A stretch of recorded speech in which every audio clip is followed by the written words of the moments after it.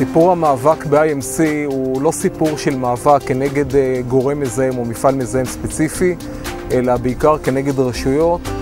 הרשויות כמו המשרד להגנת הסביבה, כמו הוועדה המחוזית ובעיקר נצרת עילית על מוסדותיה, ניסו להכניס לאזור תעשייה שמוגדר בתקנון כאזור לתעשייה נקייה, מפעלים מזהמים על מנת למלא את אזור התעשייה במפעלים ולא משנה במה. זה מאבק שהתחיל ביחידים, בהושעיה ובכפר כנא. אנשים שהתחברו יחדיו דרך ארגון אלאס וגם בעזרת אדם טבע ודין, ומאז זה התחיל לאסוף עוד ועוד חברים ונהפך למאבק ציבורי בשני הצדדים.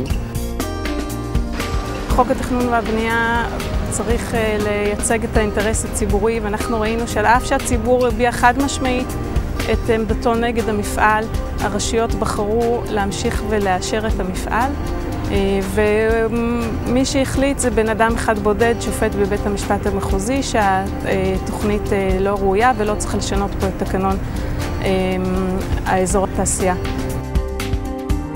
ההתחברות היהודית הערבית שיש כאן ביחד ממנפת את הנושא ביחד, כי לכולנו יש אינטרס אחד. הסביבה כנראה היא גורם מאוד מחבר לכולם כאן, וזה מקום שהתחיל בעבר וגם ממשיך עכשיו ומקווה שימשיך בעתיד.